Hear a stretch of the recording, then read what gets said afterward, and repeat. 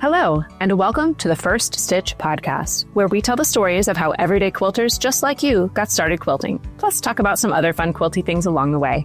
This is your host, Lisa Donnelly from Wild Plum Lane. Let's get started. Today's episode is a fun one. I'm excited for you to meet Mona, a quilter who learned to stitch from her grandmother at just 11 years old and is now making quilts for her own grandkids. We'll hear her story, talk through a tip for tackling more than one similar project at a time, and I'll share a tool that makes that kind of batch sewing so much easier. So let's meet Mona. She wrote, "I started quilting when I was about 11 years old, taught by my grandmother. I've loved it ever since. Of course, my first 3 quilts were all hand-stitched. It took forever, but I was so proud.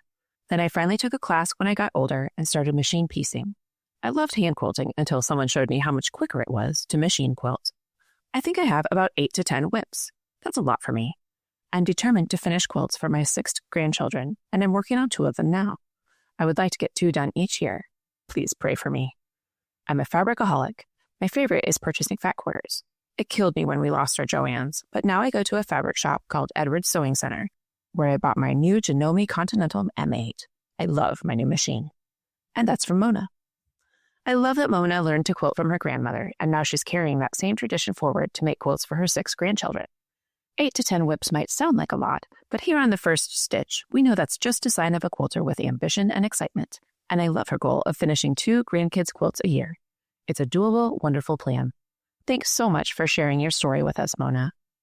Today's WIP finishing tip is perfect for anyone working on a few similar projects at once, similar to Mona working on multiple quilts for her grandkids. Instead of starting and completely finishing one quilt before moving to the next, try batching your like steps across your similar projects at the same time. Here's what that can look like. Number 1, cut all your fabric for every similar project in one sitting, instead of one quilt at a time. That can save time going back and forth to the pattern to see what you're supposed to cut next. Number 2, chain piece matching units across all of the quilts together so your machine keeps moving instead of stopping and starting. Number 3, press and trim in one batch, then move on to the next step for every project at once. Batching this way can save you a ton of setup and teardown time at your machine, and it can make a whole stack of WIPs feel a lot more manageable because you're moving them all forward together instead of one at a time. One thing to note is that this works best for projects that are either distinctly different or very much the same. It's easier to keep track of which piece is for which project if you're using different fabrics, or if they're the same and thus interchangeable, that makes it easier too. Since we're talking about working on more than one quilt at a time, I wanted to share a tool that makes that kind of batching so much easier. A portable design wall. When you've got a few projects going at once, like Mona does with her grandkids' quilts, it's so easy to lose track of which blocks and which pieces belong to which quilt. A design wall lets you pin up each project's blocks separately, so you can see your progress on all of them at a glance, and it makes it so much easier to keep your color and fabric choices consistent within each one. I love that a portable design wall can fold up flat for storage when you're not using it, and it can work whether you have a dedicated sewing room or you're setting up in a shared space. If batching across a few WIPs at once sounds like it could help you, I hope this tool gives you the boost you need.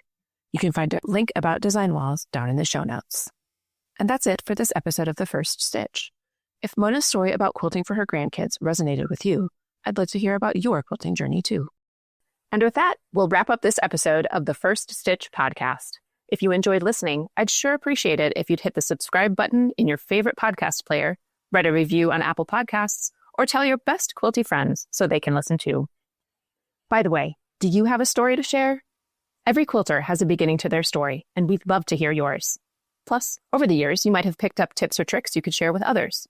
It might inspire another quilter, so we want to hear about it. Share your personal quilting journey, your best project finishing tip, or your first stitch moment. Your story might be read on an upcoming episode of The First Stitch. You can submit your story today by sending an email to firststitchpodcast, all one word, that's firststitchpodcast@wildplumlane.com, or use our quick submission form down in the show notes. I can't wait to talk with you again soon.